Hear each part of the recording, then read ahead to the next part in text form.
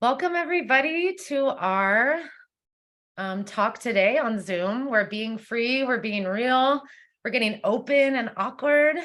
We are doing a sobriety call today, and we're just talking about our individual journeys with sobriety and what the challenges are, but what the blessings are too that come along with that, and how our nutrition practice and developing healthy habits has helped us through and guided us along, as well as this community here that we've got at Purium, which I mean, it's been huge for me. I'm sure you guys feel the same. So, open and awkward, we came up with this name. Me and Brooke and Tammie were chatting. At first, we were going to do a women's circle. And yeah, and Brooke said, we'll just get open and awkward. I was like, oh my God, that's what we're going to call it. That could be like our band name or whatever. Um, and we were going to have a women's circle because Dan, he does a sobriety call on Saturdays, which I encourage you to tune into as well, on his Facebook or on your Instagram or your Facebook on his Instagram. So encourage you. It's a great place to support as well. But I wanted to have Dan on today because he really inspired me to do this call through his call. And he did a live with Samantha, Newfound Vegan on Instagram, who did a sobriety call. And I sat in on that. And after the recording stopped, I really did like a big open share about my history with addiction and my history with alcoholism, which is pretty huge, as I know some of you guys have some pretty huge stories with addiction as well.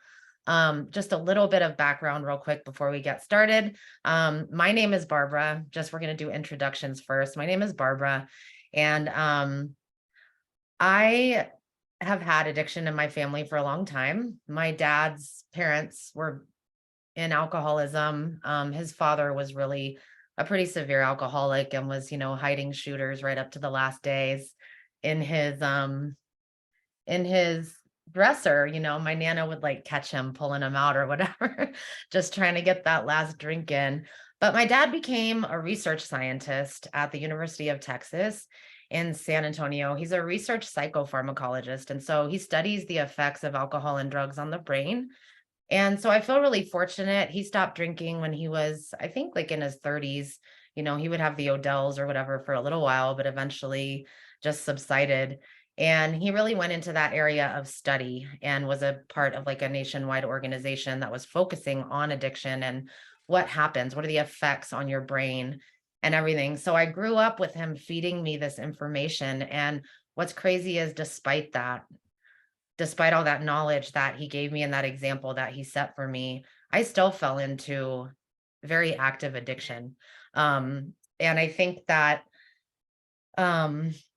nobody is totally safe and clear from that exposure. I mean, alcohol and the addicted lifestyle and the party lifestyle is just sold to us around every corner. It's so present, especially now for young people on social media.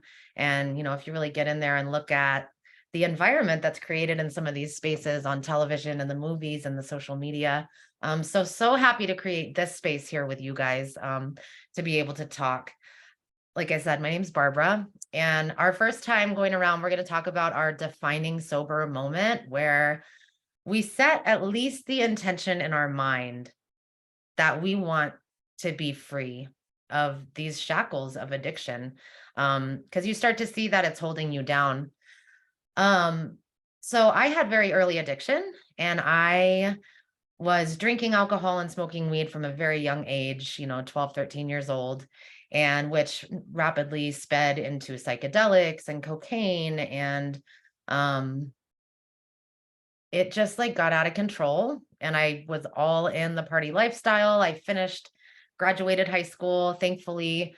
And then my mom got sick and I was taking care of her when she first was having her kidney transplant. So that's when I was like 18 or 19 years old. And I really swung into addiction. And I had a period of time where I was doing meth. And my dad was like, you're either going to go to rehab or you're going to go take care of your mom. So I chose to go take care of my mom and was in complete solitude dealing with withdrawing while taking care of my mom in the house on dialysis. And I went out to a party and I did a bunch of X. And I came home and I was really late coming home that night. And it was like 3 or 4 in the morning. And my mom was passed out in a diabetic coma in the living room on her couch.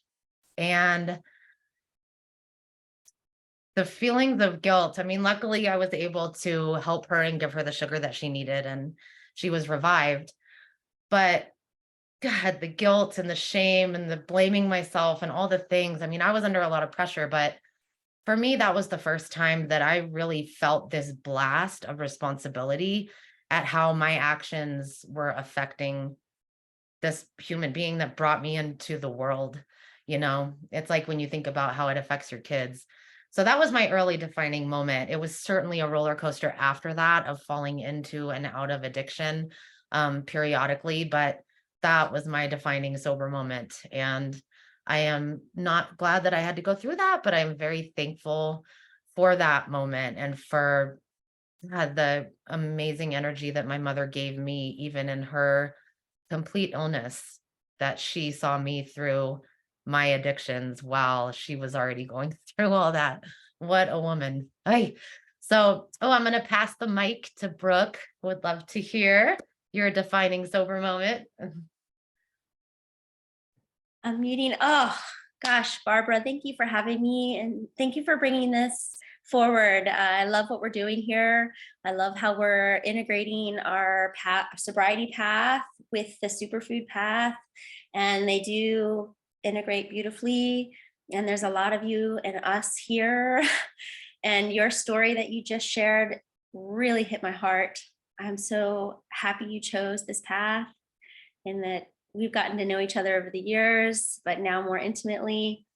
And I didn't realize how similar our stories are in that I also, I was an early, right out of the gate, early teenager partier. I started young and I was really like exploring in the beginning, and I was really interested in the, psychedelics and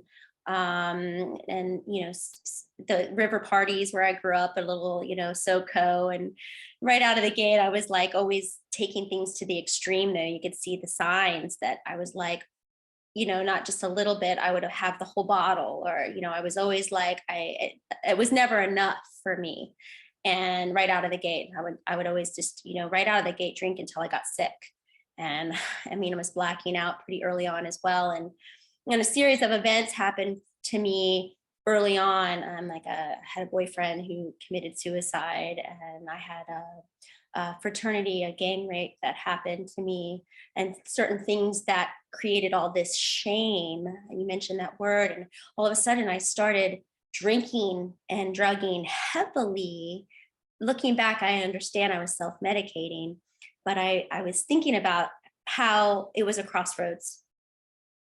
And I came to that crossroads where I had the choice to pursue my academics and my ballet dance career. And instead I went wild. I couldn't carry the shame. I had this disease in my family, and that genetic code just opened up. And I went way off the deep end. And as my dad always said, I burned my candle at both ends. I'm lucky to be alive. I'm like you, I had that defining moment. I remember it was, I was like mid through my 20s, very much the end of my drinking career. I'd already had an overdose on GHB, which was a drug I was doing. I loved the love drugs, but I had already even had an overdose, and many people thought that was going to be my bottom, but it wasn't. What finally did it for me was getting thrown in jail. I got arrested at the Dulles airport, and I was for drunk in public, being a belligerent. Believe it or not, I actually had 3 cops hold me down in order to handcuff me. I'm a tiny person. I cannot even imagine what that looked like. I must have been just like a wild, feral beast of some kind. When I tell that story, people don't even believe me because I'm not that same person. But it's those parts that are, what we get to survive and tell our story today. And it's, I have a little hesitation because I'm a mom, and I don't necessarily want to go so public with some of those colorful parts of my past, but they are who I am. And I do want to share my story to help others, that there is hope. Because, you know, getting thrown in jail and having my freedom taken away from me for 24 hours was it. For me, that was worse than death. The Mhm. idea of being stuck somewhere like that. Well, I just thank you so much for opening up and for sharing. And I remember I can't remember it exactly, but there's a line of an Ani DeFranco song where she says, you know, share your stories, because if we're not sharing our stories, like, what do we have this life for? Like, if we're not sharing and healing in the wisdom of each other's stories, then, you know, kind of like, what's the point? But I Thank love you. that you spoke to the aspect of wild, right? The aspect of wild. And I talked a little bit about this in my post, but somewhere along the line, I started to believe that um I could only access that wild, free, liberated energy if I chemically altered, right? And years and years and years of that. And I was so scared about what it was going to be like to be sober and like have to like face the music kind of, and like have to feel it all and like take it all. I don't even know, like, but there was just so much fear, and it's so liberating. It's true freedom. Like, you reach your true wild when you find it sober. Like, when you Well find said. it sober and you can have fun and you can have a good fucking time and you can go out and like run around on a mountain or on the beach and like breathe the air, and like the sunshine on your skin is what gets you fucked up. You're like, this, nobody can ever take this away from me. Like, there's always the sunshine, there's always the air, there's always these things that like you don't have to pay the price for, you know? So liberating. Well, I'd love to pass the mic to Tammie. I know that she also has a super powerful story with her sobriety as well. Hi, everybody. Brooke, it's so finally nice to meet you in person. Well, not in person, but on a personal Zoom. Dan, I love you. Lynn, hi. Barbara, thank you for gathering us together. And hello to Natasha and Cadence. So yeah, I resonate with both of you ladies so deeply, so heavily. I had a lot of childhood trauma. My father still is an alcoholic. Growing up in a household of a lot of screaming and fighting, the cops being called all the time. My dad, you know, domestic violence and just emotional, verbal abuse, physical abuse. And, you know, as a child, it's like, gosh, why can't everyone just get along? You know, your heart just breaks. Like my childhood, like just, I remember crying all the time. And one of the first big traumas, my dad was passed out drunk by the pool. And I found my little sister floating in the pool dead. And I saved her. So there's good news there, but it was like such a heavy thing. Like I was only 5 years old. I didn't even know what was going on. You know, I'm just like, Dad, the baby's in the pool with her shoes on. And she was just blue. And it's something that I had vivid dreams about all the time as a child, like just this huge trauma, like watching them revive her in the front yard. And I got a Ken doll for saving her life. So it's like trauma started very, very young for me.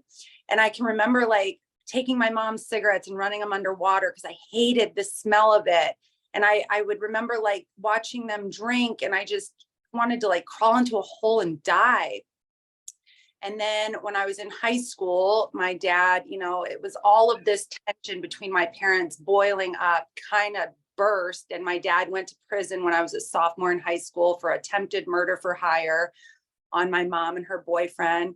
It's all over the front page of the news. I went to a Catholic high school, and it was like, talk about embarrassing. Talk about like your life just crumbling, you know, it's like everything was awful. And so what did I do? I turned to all the things that I hated watching my parents do. They didn't really smoke weed, but I turned to weed and I turned to drinking. as a sophomore in high school. And, then being sexual with men at a young age and just never loving myself, never feeling worthy or deserving of anything. So after high school, like my sisters, I have 3 sisters. I'm the middle child. The twins are a year older than me. They threw their nose into books. I threw my nose into a pile of cocaine. So it's like we all dealt our own ways.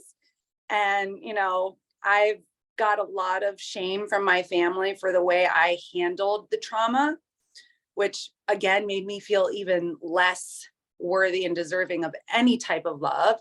So, it's like, so many defining moments. I ended up living in a crack house. I had a fever of 102 and our dealer was cutting up, and we got to snort for free when he came over to mix up his stuff. I've done the GHB, I've done smoked crack.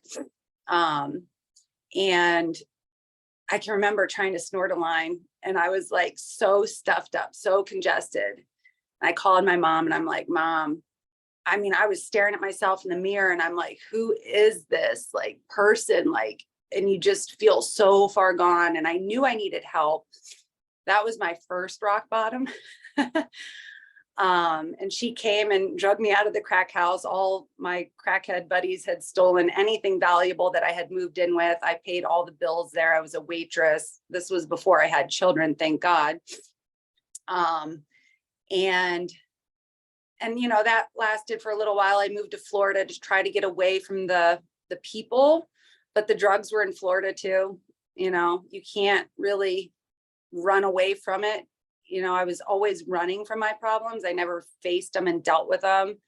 My family really wasn't very loving and supportive. They're just very judgmental. So when you don't have that love and support, it's really hard to get better. And I think when I really started, I partied a lot from 18 to 24. And the next defining moment, I guess, would be, a lot of promiscuity, a lot of drinking, a lot of wild nights that I don't remember, a lot of ecstasy and good times if I could remember them.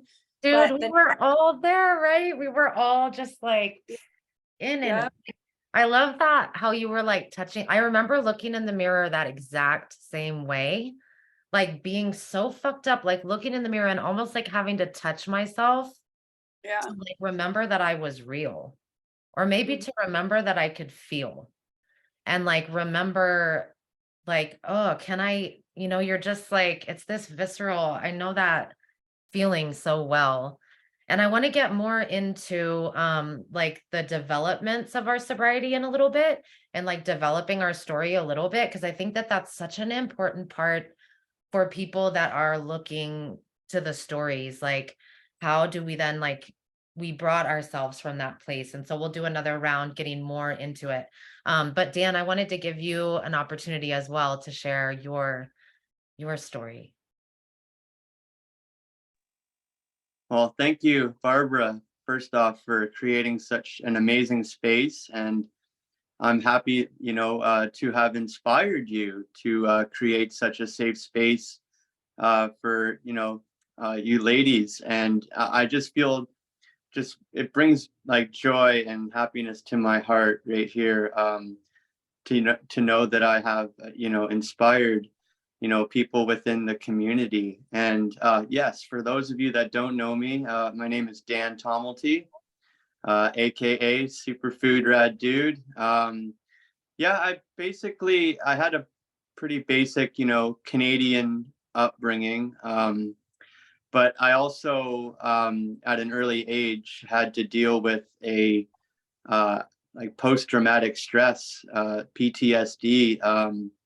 My parents had gotten divorced at a very early. I was at a very early age, around 11, 12 years old. And then going into my early teens, started, being very rebellious, just in general. Dabbling with, marijuana and getting into alcohol and things like that, underage drinking at a very early age. That's what we all kind of, have in common, is getting into the sauce, at a very relatively early age. So going on into like my teenage and then early 20s, I decided to move out west. And I thought like, that would be a really good thing for me as a, young, early 20, year old man to, I got my whole life ahead of me. Let's go, let's do this. So I packed up my little Toyota Corolla and headed out west. And I moved to Lake Louise, Alberta, Canada. And I thought that I would be actually escaping a lot, whether that be like those hometown, feels. Because like I felt like the group, the clique that I was kind of with, we were generally doing the same thing every Friday night, and that's be, grabbing a 24 case of beer and heading to yours truly's, like right to my house. And like, cause I was 19, I had my own apartment. Everyone else was still living with their parents. So we would generally just gather at my house, and I happened to live above a bar. So that kind of went hand in hand as well, because we would pre-drink at my house and end up at the bar down below. So yeah, my place was kind of the place to be. But yeah, I mean, my real, like my kind of like that aha kind of moment, like, I mean, I didn't learn my lesson. I was thrown in jail, for, domestic disturbances, for drunk in public, things like that. I've even been like pretty much brutally beaten by excessive use of force by police. But, I probably did deserve a lot of what I was, I had coming to me, and hopefully, going to be learning from these lessons. But I didn't learn. I just kept going.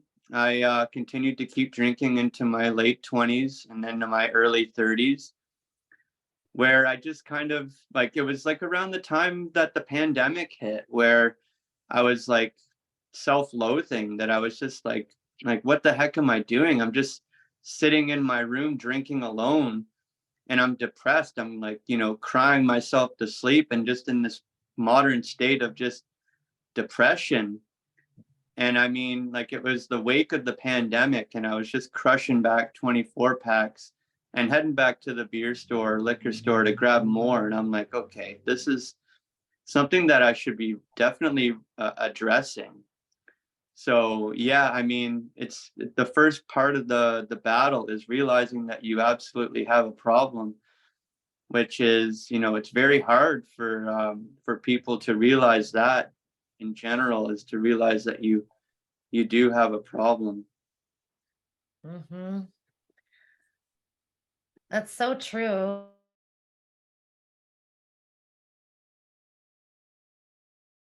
Unmute. It is absolutely one of the biggest challenges to approaching sobriety, is admitting that you have the problem. And that's the next thing that I want to get into is, there's this space between when you set the intention for being sober and when you actually get there. I mean, there's maybe some people that go cold turkey, like they just quit one day and they never go back or do anything. That was certainly not my experience. It's certainly not the experience of most of the people that I know. From that moment that, I found my mom, there was several challenges along the way to me actually achieving sobriety. It doesn't just come overnight for me. I mean, I couldn't say I went completely sober until, like you said, around the pandemic, where a lot of people around me were drinking. Everybody was getting fucked up. I was watching my now like young teenage kids start to smoke weed and start to go out. And my younger son, like, got busted and like ran away. And then, their dad was part of the reason why we divorced, had some stuff going on with his own addiction struggles.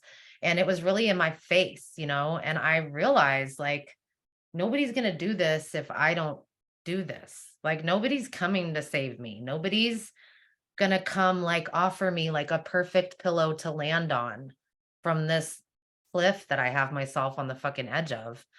Um, and the challenges are, like you said, like the part of like deserving, right? Part of alcoholism is you start to use getting fucked up as a reward, right? So you like get through your day and you get through work or you get through your week or however much space you put between your drunkenness. You get the no, okay, finally now, like it's time. I'm gonna get this thing. And that's literally what happens in your brain chemically. It's a biochemical imbalance, is what I've learned. And that biochemical imbalance, it has to do with not only the long-term signals that you're sending to your own body, but the short-term signals that it's then sending back to you. And so, when you're drunk, you get on this high and this like energy surge and like no inhibition, right? You lose your inhibitions. And that's where that sensation of freedom, that sensation of the wild comes from. But then when you're not drinking, your cortisol levels drop and your body's connection between the gut and the adrenals and like the liver and the brain and that gut brain connection of how the long-term signals of your hormones are sent, it gets disrupted and it gets imbalanced. And so now when you're not drinking, you're depressed, you're anxious, your body's stress response system is what kind of goes down and gets like deprogrammed. And it's not just your stress, like your emotional stress, but your cellular stress as well. Your cell's ability to function, your cell's ability to like transcribe and like build new cells, and all that stuff gets affected by that same signaling system in your body. And so that's a huge challenge because now you're dealing with a deprogramming in your body that's happening biochemically that you have to reprogram. Part of it is that you feel like you need it in order to access freedom. You're literally bound in this state. And we'll talk more through the circle about our challenges, but I just want to tell everybody that all of us here speaking today have found like the biochemical hack to this system. And we're going to highlight some specific dietary nutritional things that can help rebuild that adrenal system, that can help, through the use of like B vitamins and things like that, that can really support you through that in a way that a lot of us probably didn't have at first, and which is what kept us struggling. So I want to continue on about the challenges, Brooke, if you would like to share. Wow. I love hearing you talk about this. I'm such an anatomy geek. I could listen to that explanation all day long. I love the way you explain that so very well. And I love the connection, the correlation between what we've discovered with Purium and healing foods and Purium and the gut brain connection, and also those extremes that we used to live and how we have found balance now. And like you said, in sobriety, it took me a little while in sobriety till I found Purium and the superfoods. And initially my family had the last straw and they sent me through an intervention to a rehab out here in California when I was 26. And I happened to stay and not only get sober, but stay sober. I mean, it was a miracle. And at that time, the only tool I had was going to meetings. And I worked intimately as a massage therapist in the recovery houses and was able to see people withdrawing. And that really kept me with a lot of clarity.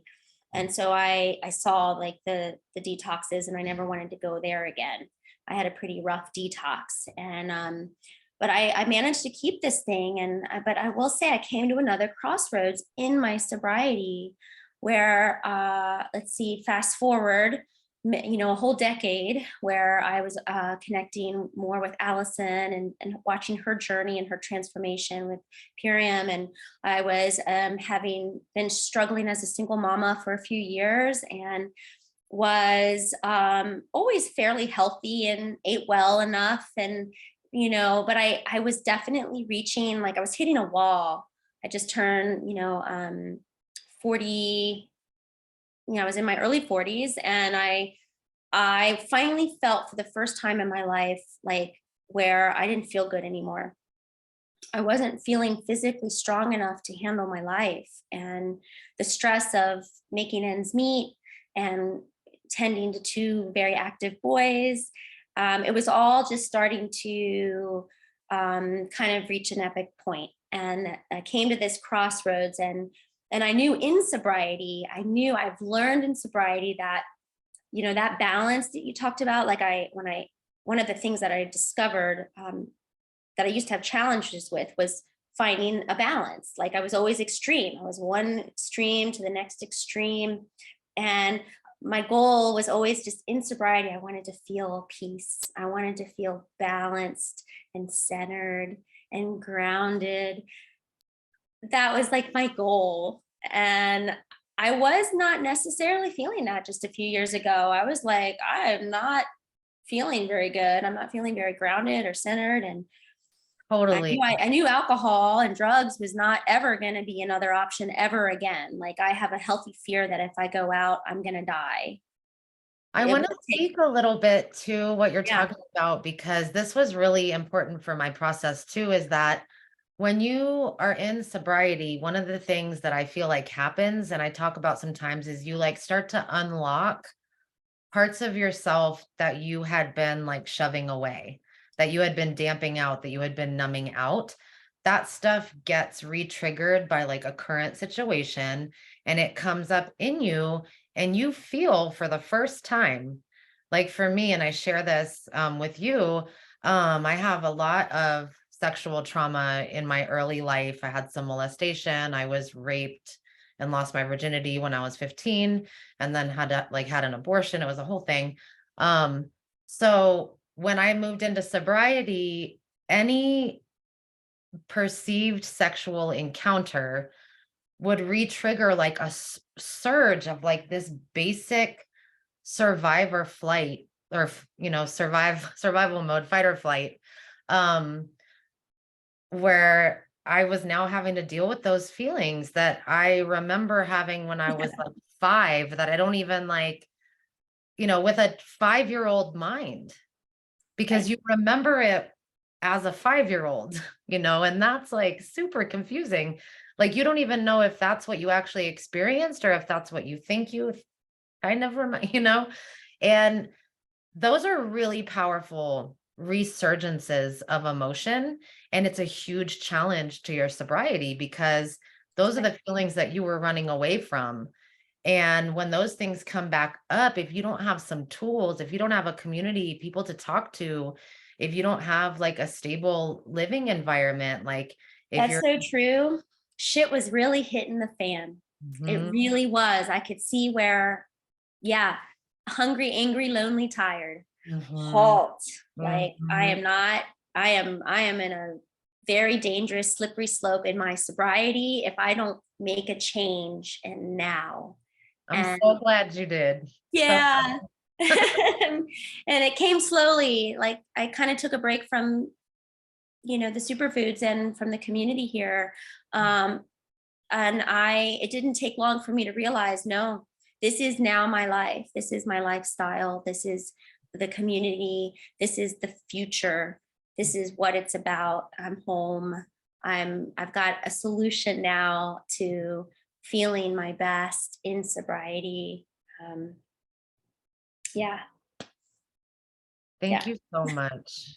Thank you so much. Like, I love talking to other people that have had the experience, because it just, solidifies what we're here for. Tammie, I know that you have challenges that you were going to share earlier, and I was like, oh, this will be perfect for her on the next round. Yeah. So, wow, you guys, again, everything just resonates. Like, I feel home with you guys. Like, I feel like I can share everything and not be judged for the first time in a long time. But yeah, like the next big thing, it was the day I found out I was pregnant with my youngest, or with my oldest, my firstborn. I went out and got drunk, so drunk, I got a DUI. Like, that was a huge wake up call. I'm like, there's no way this test is real. You know, I had reconnected with my high school sweetheart and I was just like devastated, right? Again, just numbing out with alcohol and letting people love me because I didn't love myself, you know? And it's just, it breaks my heart that I never loved myself, but it's like, I was never taught how to love myself. I was never shown love. You know, my parents just, it was always arguing and fighting and drinking and just chaos, like living in chaos all the time and numbing out from reality. Like, I was numbing out because of all their problems. Their problems weren't necessarily my problems, but they put their problems on me. They made their problems my problems. So it's taken me a long time, you know, 3 kids by 3 different people, you know, going out, finding the hottest guy at the bar, taking him home, getting wasted. And then, oh, I'm pregnant, but nobody wanted to sober up with me.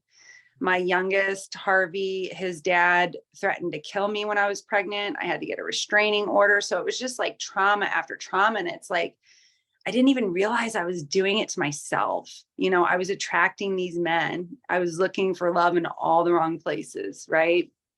And really, it wasn't until I hit like rock bottom. It was just one addiction from the other. You know, if it wasn't alcohol, it was sex, it was sugar, it was shopping, like anything to get that little bit of rush. And then, you know, my doctors got me addicted to opioids. So that was a whole nother addiction that I had to deal with. And then that was when I really, you know, coming off the opioids, using cannabis to come off the opioids. And then when I found the superfoods, I wasn't trying to give up cannabis. I'm going to be honest with you guys. Like, I wasn't even, that wasn't even part of my plan. If you would have said, you're going to be done smoking weed in a couple months after you start this, I would have been like, you're crazy. I'm never giving up my weed. Like, there's no way. This is my first love. I'm always going to smoke till the day I die. You know, like, no way. Nobody's ever going to take my weed from me. And it was just like one morning I woke up and you guys, I couldn't even leave the house without it. Like, I had such bad anxiety. I could not leave the house without my cannabis. But it was like one morning I woke up and I was like, I don't think I need to smoke today. Isn't it crazy too when you realize that the cannabis was the thing that was giving you anxiety? Yeah. Oh, when I try to smoke now, it's like, oh my God. Like, I don't know if it does that to everybody, you know, and I certainly respect people if it helps them, but for me, Yeah. Mm. When your system is cleaned up, then it like starts to have the opposite effect almost, I feel like. I mean, unless you have the right strain, because every once in a while at night, you know, it's nice every once in a while. I'm not going to say I'm never going to smoke weed again, but you know, like, I don't need it for all the reasons, that for the anxiety, for the depression, for the insomnia, for the nausea, all the things that I was using it for, to disassociate, you know, just to get through my day. Not to think about the trauma, you know, to turn my brain off. I just like, I don't need it. And I'm pretty sure I made fun of the person that I am right now. Like, back in the day when I was smoking cigarettes and drinking beer, and people are like, Tammie, you just need to do some meditating. You need to do some yoga. You need to do, you know, and it's like, you can tell somebody that all you want. And it's like, when you're, you know, in that fight or flight and you've been living with trauma and you've dealt with so much stuff, it's like, you can't tell somebody like, hey, there's a better way, you know. But if somebody would, with nutrition, like when you start repairing, you know, your body with that nutrition, and then it's like, if you, like with my dad right now, he is at the bar at 10 a.m. and he's implementing the superfoods, and I'm just waiting for that magical moment for when he's like, because the other day he told me, he's like, you know, I couldn't even drink my beer. And I'm like, yeah, like eventually that's the magic that happens when you start adding this nutrition in, and you don't really say, you don't have to give anything up. You can still keep drinking, you can still keep smoking, you can still keep eating your Oreos, whatever you want to do. Just start adding in and let the magic happen. So, and I think that point about, right, because when you are drinking or consuming alcohol on a regular basis, there is like a sugar aspect. There's, they're empty calories, but there's like a calorie aspect. You're not actually getting any nutritional value out of those calories, but it does like make you feel as though you're full. You've got all those liquids in your body, you've got all this sugar. Unfortunately, it starts to deplete you over time, right? And we will definitely get into also like the products and like how that addresses in a little bit. So stay tuned. Let's see, how are we doing on time? We're doing all right on time. And I would love for Dan to share just some of his challenges, if there's anything that we didn't touch on. Yeah, I'll just kind of rewind a little bit of my story there, because like I also too, Tammie, I had lost my license to DUI. That was actually a year after I initially got my full G class license. So that's your full graduated license in Ontario, in the province of Ontario. And I was partying out west. I was partying in the city, actually. Sorry. And I thought I was Superman, decided to drive home from Burlington, Ontario, which is like about an hour and a half, 2 hours from where I actually do live, and ended up swerving into a street pole, 80 clicks, and smashed my nose off the steering wheel, gushing blood, everything. Thrown in the handcuffs, got treated like, a complete criminal. And do you think I learned my lessons from that? Heck no. I continued on. I had to do the whole breathalyzer in the car and had to go through a whole probationary period of that.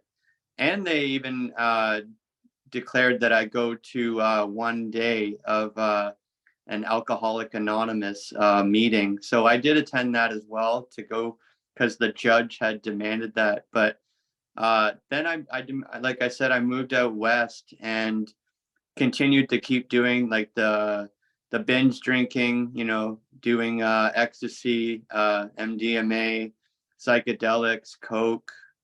I smoked about a pack of cigarettes at least a day. Sometimes I get 2 packs. And yeah, I even did DMT once, but that was like a very liberating experience on its own. But yeah, and I no longer do smoke marijuana any longer as well. So but I was going back to having that like aha kind of moment during it was November of 2020, during the wake of the nearing, like, I guess, the not the end of the pandemic, but anyways, like in the midst of it. And I was like, you know what? It's time to like nut up or shut up, like Woody Harrelson says in Zombieland, in that movie. But I just felt like it was time to take my overall health and well-being into my own hands. And I seen Allison Jade and Jared Curtis, what they were doing in Belize and creating this beautiful community like on the island, like everybody's like glowing and vibrant and, just mixing healthy green juices on the beach, and everyone's having a good time and like living in paradise. And I'm like, this is amazing. This is a part of a community I would love to get involved with.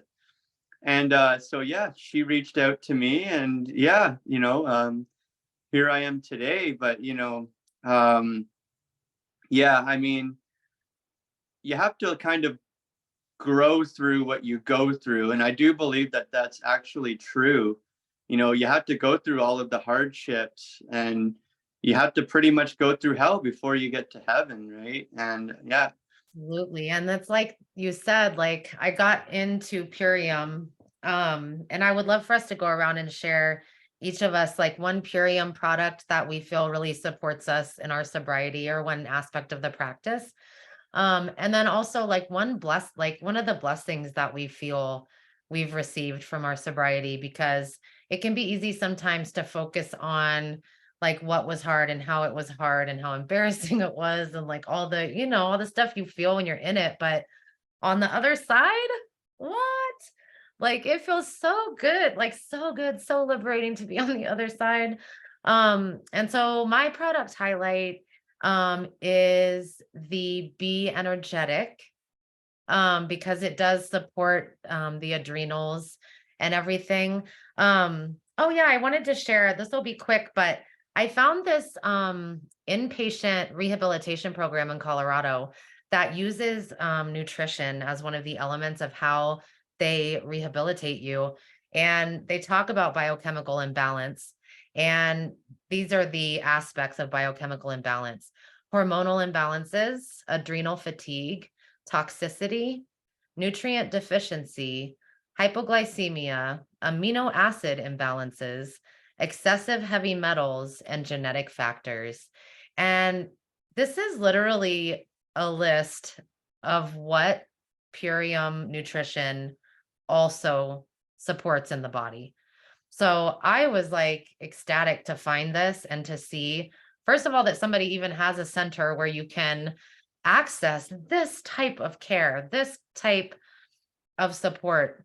But even more excited to realize that those programs are pretty inaccessible to most people, because they often, you know, charge like a lot of money. And especially now after the pandemic, people don't have insurance. It's like a thing, and like Purium offers this system for under $400 where you can have benefits and supports for a lot of these things. It's mind blowing, the integrity of this company and what they are offering in people's lives. But so yeah, that's my product highlight. And I would just say like the biggest blessing that's come into my life is that I love myself again. Like I truly like love myself, and I'm loving who I am. And I am having a great relationship with my kids, and they are seeing me for me now. They really get to see who I am, and I really get to be with them in a way that is much more significant. There's no greater blessing in the world for me right now. So pass the mic to Brooke. I love that you just went down that list. I mean, that was all the things. I mean, if I could just express to people who are in that place of just not feeling good, just sick and tired of being sick and tired. And even in sobriety, where I got to, where I was sick and tired of being sick and tired again in sobriety, that there is a solution to all of those ailments you just mentioned. And if there's a combination of, like you mentioned, there's product highlights, because there's a lot of different products for all the individual needs. And I feel like I've only just begun to scratch the surface. So for me, I'll highlight that of which I've experienced. And I was one of those morning drinkers. I would reach for whatever was left over from the night before. Hopefully, I usually had to hide something because I was so embarrassed about that part of my drinking that I was, around the clock, which is why I burned my candle at both ends, because I had no, it was never enough. So I was really embarrassed about how much I had to drink to keep going. And one of the greatest feelings in the world, I have to say, because I love that lift, right? I always was looking to feel good. That was always the goal. I wanted to feel better. And so now for me, and I could see how this eventually could change my caffeine consumption, which I loved what you shared, Tammie, about how this meets you where you're at. You can still bring in these products and this whole food nutrition while still weeding out slowly the old habits. And I love that. To me, that's just the most beautiful thing. And for me, I'm still drinking coffee, but I can tell my favorite product I want to highlight is the Super Amino 23. I have to say, it was a toss up between that and the Power Shake. But if I'm going to highlight something that really replaced, like I used to grab for that alcohol, and now I'm like grabbing for a big glass of water before my coffee, before anything else. I'm like, first thing in the morning, I'm going for that big glass of filtered water and my 5 aminos. Maybe I'll do more over time. And by the time I walk my dog and get back, I'm already feeling like this natural energetic lift. I feel vibrant. I just cannot tell you, my body was just craving aminos. I had no idea I was so depleted, even in sobriety of this, incredible superfood. And I just can't say enough about it. I am just back. I took a break from it, like I shared, and I missed it so much that now I'm like, that's definitely going to be a daily for me from this point forward. And I recommend anybody who even is curious to at least try that. And I've heard too with caffeine, one thing that a lot of people use, and I did have it for a little bit, but I didn't use it as intentionally as a replacement for coffee as I wish that I would have. But the can't beat this, from what I understand, as a morning thing with the aminos. So Do you that's have something it? that I've been meaning to get, like a big I got the juice bar in a bag one time, so I had some of the can't beat this. I can't remember if I got it with that or if I got it with the performance pack that I got for my son, but it tastes so good. And I that's think like I want to try the like, can't beat this with the dark berry protein. Is that a mm, combo I saw someone do? yes. So Mm. there's yeah, I love that there is a lot here. There's so many different ways to explore how to feel good. Totally.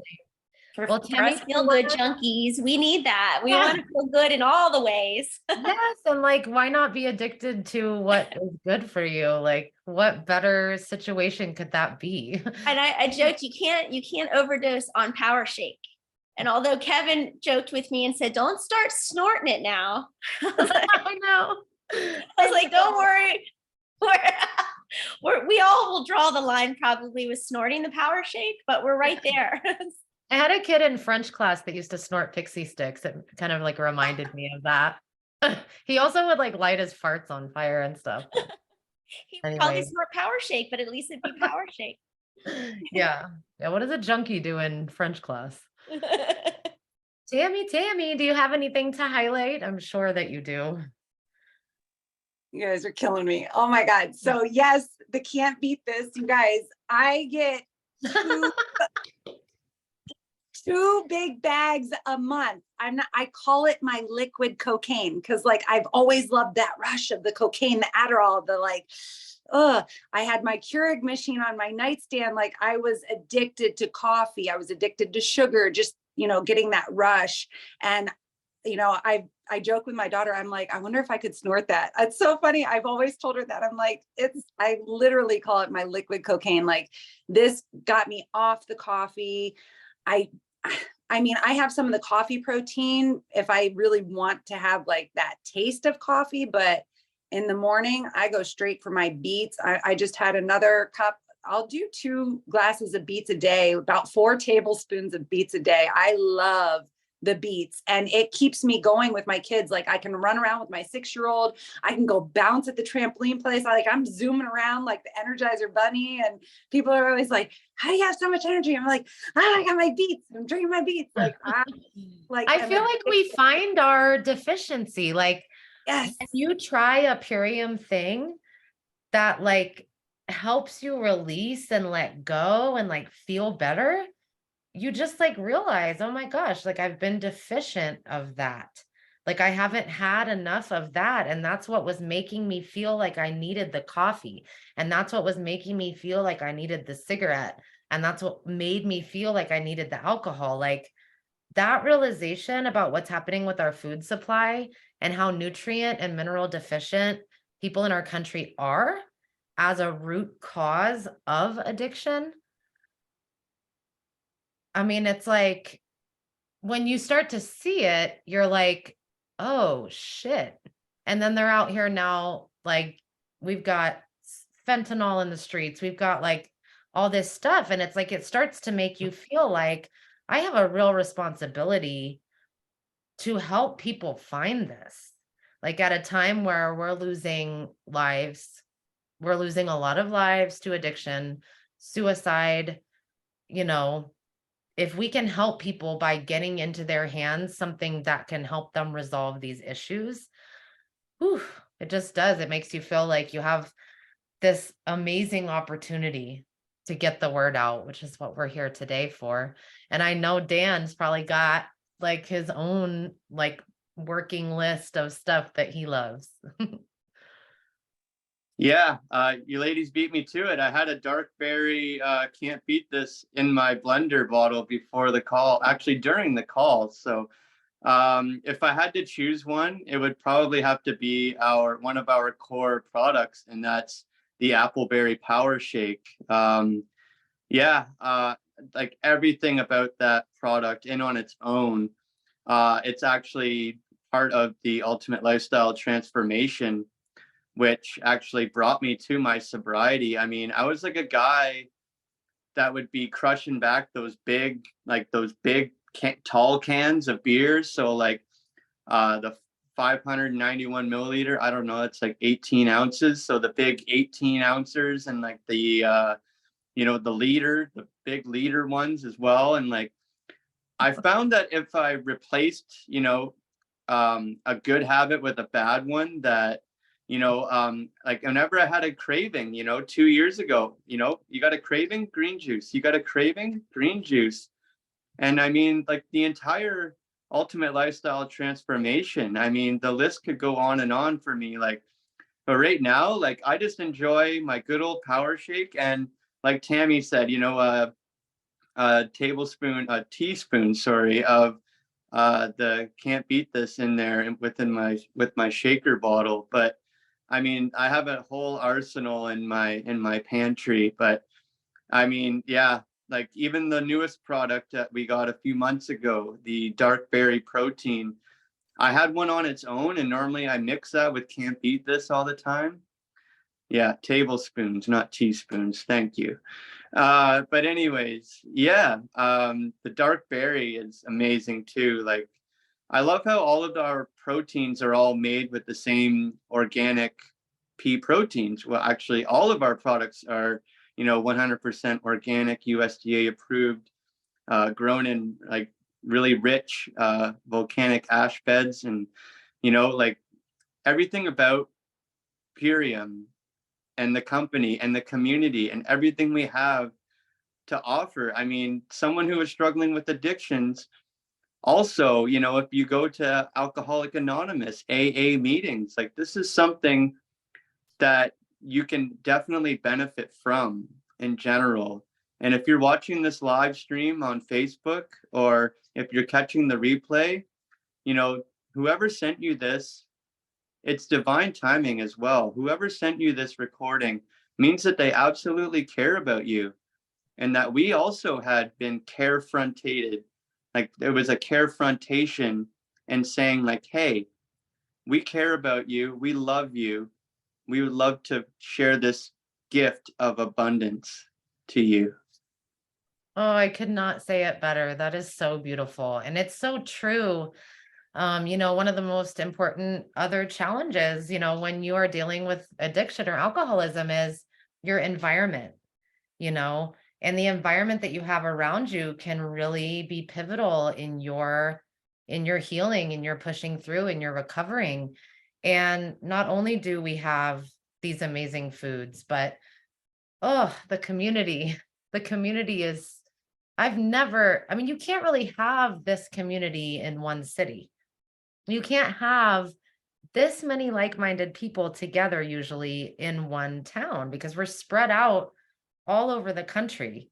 But the fact that we're able to come together like this online and on Zoom or on Facebook Lives or Instagram Lives or whatever, it's like if I'm having a hard point in my day, I can pick up my phone and jump on Instagram and go check out what is Tammie doing, what's going on with Brooke, what's Dan got going on, and 10 times out of 10, I'm hearing some inspirational shit going down.